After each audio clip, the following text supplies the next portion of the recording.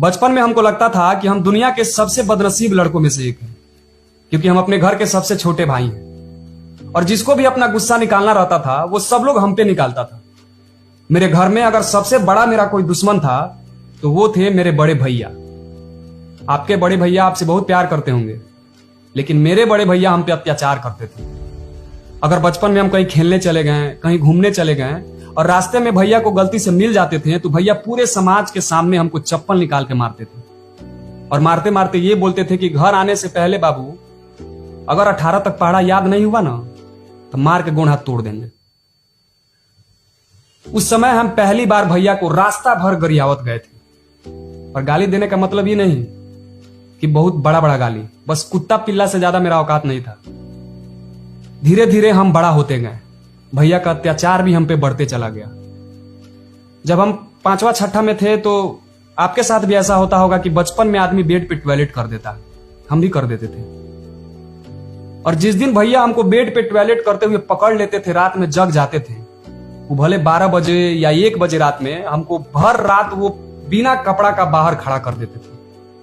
उस समय जो हम अपने भैया को रात भर गाली देते थे, लेकिन वही कुत्ता पिल्ला हरामी, हमको समझ में नहीं आता था कि आखिर हम पिछले जन्म में कौन सा ऐसा पाप किए हैं कि हमको ऐसा बड़ा भाई मिल गया। धीरे धीरे भैया और ज्यादा बड़े होते गए, उनके हाथ से और ज्यादा चोट लगने लगा। भैया मैट्रिक का एग्जाम दिए, मैट्रिक के एग्जाम में भैया पास कर गए। घर में बहुत लोग खुश था कि चलो मैट्रिक का एग्जाम में बड़ा बेटा पहली बार घर में कोई पास किया है। हम भी बहुत खुश थे, लेकिन हम उनके पास होने से खुश नहीं थे। हम तो बस इसलिए खुश थे कि अब मेरे भैया गांव छोड़ के शहर जाएंगे, मतलब हम आजाद हो जाएंगे। जिस दिन भैया को सुबह में जाना था ना, उसके एक दिन पहले रात में हमको नींदे नहीं आ रहा था और मेरे दिमाग में एक ही गाना बज रहा था, यही रात अंतिम यही रात भारी, क्योंकि अगले दिन से तो हम आजाद होने वाले थे। अगले दिन सुबह में भैया तैयार वार हुए, हम भी तैयार होकर एकदम भैया से पहले खड़े थे कि भैया को छोड़ने जाएंगे। खुश नहीं थे छोड़ने जाने के समय, दिखाने के लिए दुख थे, लेकिन अंदर से जो खुशी था ना वो हम ही जानते हैं। भैया रास्ता में हमको समझाते गए, ट्रेन आया, ट्रेन में चढ़ने से पहले भैया को हम प्रणाम किए। वैसे प्रणाम करने का मन तो नहीं कर रहा था, क्योंकि इतना ना अत्याचार हम पे करते थे कि मन नहीं कर रहा था कि प्रणाम करें, फिर भी एक फॉर्मेलिटी होता है तो निभाना पड़ता है। भैया को प्रणाम किए, जैसे ही वहां से ट्रेन खुला उस दिन से हमारा जीवन ही बदल गया। उसके बाद गांव में घूमना फिरना, मतलब बिना मतलब का जहां मन तहां जाना, नदी में नहाना, दोस्तों के साथ खेलना कूदना, ये सब मेरे लिए आम बात हो गया था। एक बार रात में हम खाना खा रहे थे, मम्मी के पास भैया का फोन आया और मम्मी एक शब्द बोली कि कल सवेरे आओ तरह।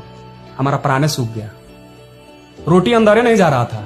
फिर से रात में मेरे दिमाग में वही गाना बजने लगा, यही रात अंतिम यही रात भारी। समझ में नहीं आ रहा था कि कल से मेरा जीवन क्या होगा। कल से तो हम कैदी बन जाएंगे, जेल में रहना पड़ेगा।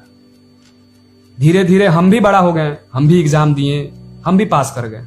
घर वाला बोला कि अब जाओ, तुमको सचिन के साथ रहना है। जब हम सुने कि सचिन के साथ रहना है तो हमको लगता था कि भैया हमको शेर के साथ रख दीजिए, लेकिन बड़े भैया के साथ मत रखिए, क्या कि हमको जीने नहीं देंगे। अब ऐसा ही होता था मेरे साथ। भैया के साथ रहते थे, छोटा सा गलती पे पटाख से ना एक झापड़ मिलता था, बड़ा गलती करने पे तो लातो जूता मिलता था। हम बार बार ये सोचते थे कि कहीं भाग जाएंगे दूर भैया से, लेकिन धीरे धीरे हमको भी एहसास होने लगा कि जो भी भैया समझाते हैं मेरे लिए समझाते हैं। उसके बाद भैया का नौकरी लग गया, भैया जॉब करने लगे, नौकरी करने लगे। उसके बाद भैया हमको डांटना मारना, हमको समझाना धीरे धीरे कम कर दिए। शायद भैया ये समझ गए थे कि अब मेरे बड़े होने के नाते छोटे भाई को समझाने का कोई मतलब नहीं है, क्योंकि अब मेरा छोटा भाई बड़ा हो गया है। अब शायद वो जिम्मेदार हो गया है, अब वो अपने गलती को समझता होगा, अब वो जानता है कि उसे क्या करना है क्या नहीं करना है। भैया का जब शादी हुआ तो भैया और हमसे दूर चले गए। भैया से कभी कभी बात होता है, लेकिन आज जब भैया से बात होता है ना, तब हमको लगता है कि ये मेरे दुश्मन नहीं थे। आज हम अपने भैया से बात करते हैं तो मन करता है कि भैया से बात करते जाएं, और उस भैया से बात करते जाएं जिस भैया के सामने जाने में हमको डर लगता था, जिस भैया को हम अपने सबसे बड़ा दुश्मन मानते थे। आज मन करता है कि भैया हमारे साथ बैठते हैं, भैया हमको समझाते हैं, भैया हमको डांटते हैं, लेकिन आज ना भैया के पास समय है ना हमारे पास। कभी कभी मन करता है कि भैया को एक बार गले लगा के बोलें कि जतरे भैया तू बचपन से हमरा के लतियावत रहल, मारत रहल न, वही तरह अभियो कोनो गलती करी तो हमरा के मारो, हमरा के डांटो। क्योंकि हमको खुद ऐसा लगता है कि हम बेकारे बड़ा हो गए, वो छोटा जिंदगी ही ठीक था। आज हमको पता चलता है कि हमसे भैया नफरत नहीं करते थे, भैया तो हमको जान से भी ज्यादा मानते थे और भैया हमेशा चाहते थे कि हम उनसे आगे बढ़ें। आज तक मेरे घर में कोई इंग्लिश मीडियम स्कूल में नहीं पढ़ा था, लेकिन भैया हमको इंग्लिश मीडियम में पढ़ाएं और घर पे बोले थे कि हम लोग ना नहीं पढ़ पाए, कम से कम ननकी पढ़ ली तो कुछ नाम करी हमने के। तब हमको समझ में आता है कि भैया बहुत मानते थे हमको। उस समय लगता था कि हम बहुत बदनसीब हैं, लेकिन आज ऐसा लगता है कि हम दुनिया के सबसे खुशनसीब लड़का हैं जो मेरे सर पे मेरे बड़े भाई का हाथ है। आज हमको कोई परेशानी होता है, कोई दिक्कत होता है तो हम अपने पापा को नहीं बोलते हैं, हम अपने भैया को बोलते हैं, जिस भैया से बोलने में डर लगता था। आज हम उदास होते हैं तो अपने भैया को बताते हैं, पैसा का जरूरत होता है तो हम अपने भैया को कॉल करते हैं।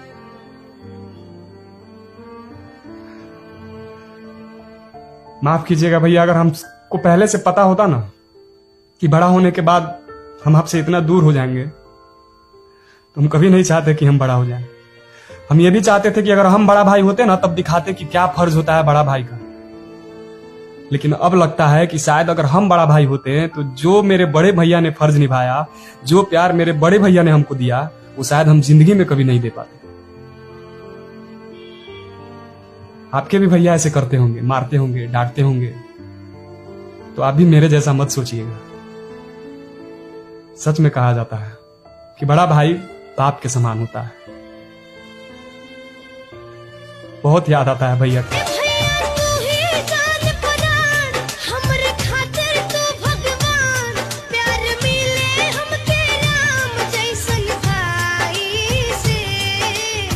रोएला का उठेला दरदिया हसेला सुख पाइले हो बबुआ तोहरा नियन मिले सबके भाई ई रब से मनाइले।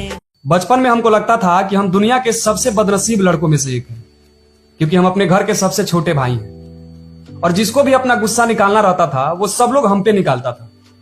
मेरे घर में अगर सबसे बड़ा मेरा कोई दुश्मन था तो वो थे मेरे बड़े भैया। आपके बड़े भैया आपसे बहुत प्यार करते होंगे, लेकिन मेरे बड़े भैया हम पे अत्याचार करते थे।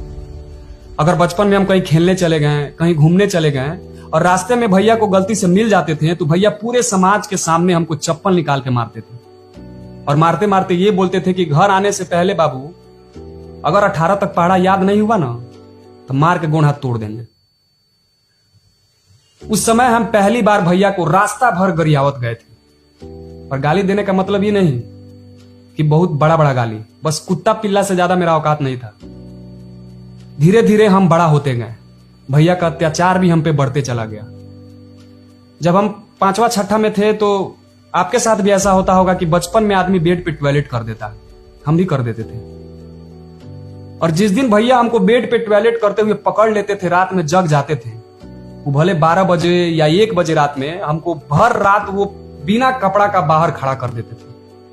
उस समय जो हम अपने भैया को रात भर गाली देते थे, लेकिन वही कुत्ता पिल्ला हरामी, हमको समझ में नहीं आता था कि आखिर हम पिछले जन्म में कौन सा ऐसा पाप किए हैं कि हमको ऐसा बड़ा भाई मिल गया। धीरे धीरे भैया और ज्यादा बड़े होते गए, उनके हाथ से और ज्यादा चोट लगने लगा। भैया मैट्रिक का एग्जाम दिए, मैट्रिक के एग्जाम में भैया पास कर गए। घर में बहुत लोग खुश था कि चलो मैट्रिक का एग्जाम में बड़ा बेटा पहली बार घर में कोई पास किया है। हम भी बहुत खुश थे, लेकिन हम उनके पास होने से खुश नहीं थे। हम तो बस इसलिए खुश थे कि अब मेरे भैया गांव छोड़ के शहर जाएंगे, मतलब हम आजाद हो जाएंगे। जिस दिन भैया को सुबह में जाना था ना, उसके एक दिन पहले रात में हमको नींदे नहीं आ रहा था और मेरे दिमाग में एक ही गाना बज रहा था, यही रात अंतिम, यही रात भारी, क्योंकि अगले दिन से तो हम आजाद होने वाले थे। अगले दिन सुबह में भैया तैयार वार हुए, हम भी तैयार होकर एकदम भैया से पहले खड़े थे कि भैया को छोड़ने जाएंगे। खुश नहीं थे छोड़ने जाने के समय, दिखाने के लिए दुख थे, लेकिन अंदर से जो खुशी था ना वो हम ही जानते हैं। भैया रास्ता में हमको समझाते गए, ट्रेन आया, ट्रेन में चढ़ने से पहले भैया को हम प्रणाम किए। वैसे प्रणाम करने का मन तो नहीं कर रहा था, क्योंकि इतना ना अत्याचार हम पे करते थे कि मन नहीं कर रहा था कि प्रणाम करें। फिर भी एक फॉर्मेलिटी होता है तो निभाना पड़ता है। भैया को प्रणाम किए। जैसे ही वहां से ट्रेन खुला, उस दिन से हमारा जीवन ही बदल गया। उसके बाद गांव में घूमना फिरना, मतलब बिना मतलब का जहां मन तहां जाना, नदी में नहाना, दोस्तों के साथ खेलना कूदना, ये सब मेरे लिए आम बात हो गया था। एक बार रात में हम खाना खा रहे थे, मम्मी के पास भैया का फोन आया और मम्मी एक शब्द बोली कि कल सवेरे आओ तरह। हमारा प्राणे सूख गया, रोटी अंदर नहीं जा रहा था। फिर से रात में मेरे दिमाग में वही गाना बजने लगा, यही रात अंतिम, यही रात भारी। समझ में नहीं आ रहा था कि कल से मेरा जीवन क्या होगा। कल से तो हम कैदी बन जाएंगे, जेल में रहना पड़ेगा। धीरे धीरे हम भी बड़ा हो गए, हम भी एग्जाम दिए, हम भी पास कर गए। घर वाला बोला कि अब जाओ, तुमको सचिन के साथ रहना है। जब हम सुने कि सचिन के साथ रहना है तो हमको लगता था कि भैया हमको शेर के साथ रख दीजिए, लेकिन बड़े भैया के साथ मत रखिए, क्या कि हमको जीने नहीं देंगे। अब ऐसा ही होता था मेरे साथ। भैया के साथ रहते थे, छोटा सा गलती पे पटाख से ना एक झापड़ मिलता था, बड़ा गलती करने पे तो लातों जूता मिलता था। हम बार बार ये सोचते थे कि कहीं भाग जाएंगे दूर भैया से, लेकिन धीरे धीरे हमको भी एहसास होने लगा कि जो भी भैया समझाते हैं मेरे लिए समझाते हैं।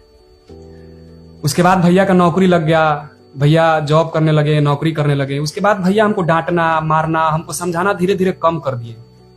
शायद भैया ये समझ गए थे कि अब मेरे बड़े होने के नाते छोटे भाई को समझाने का कोई मतलब नहीं है, क्योंकि अब मेरा छोटा भाई बड़ा हो गया है। अब शायद वो जिम्मेदार हो गया है, अब वो अपने गलती को समझता होगा, अब वो जानता है कि उसे क्या करना है क्या नहीं करना है। भैया का जब शादी हुआ तो भैया और हमसे दूर चले गए।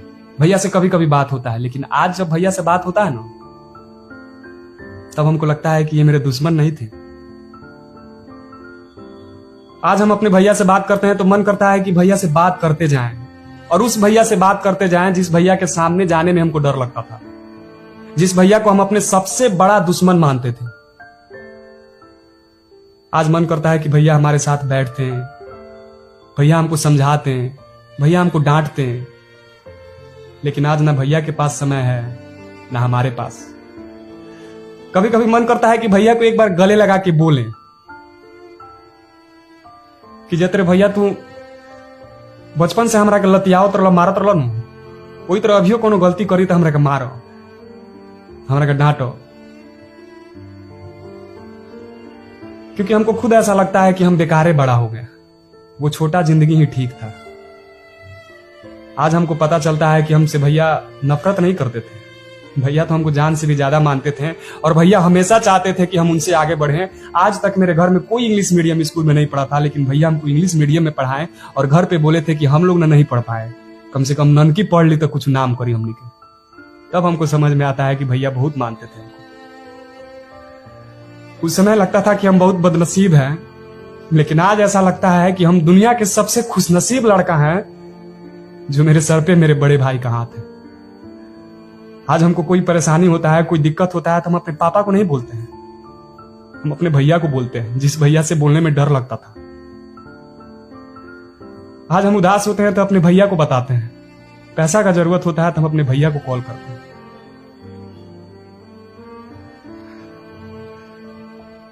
माफ कीजिएगा भैया, अगर हमको पहले से पता होता ना कि बड़ा होने के बाद हम आपसे इतना दूर हो जाएंगे, तो हम कभी नहीं चाहते कि हम बड़ा हो जाएं। हम ये भी चाहते थे कि अगर हम बड़ा भाई होते ना, तब दिखाते कि क्या फर्ज होता है बड़ा भाई का। लेकिन अब लगता है कि शायद अगर हम बड़ा भाई होते तो जो मेरे बड़े भैया ने फर्ज निभाया, जो प्यार मेरे बड़े भैया ने हमको दिया, वो शायद हम जिंदगी में कभी नहीं दे पाते। आपके भी भैया ऐसे करते होंगे, मारते होंगे, डांटते होंगे, तो आप भी मेरे जैसा मत सोचिएगा। सच में कहा जाता है कि बड़ा भाई बाप के समान होता है। बहुत याद आता है भैया का।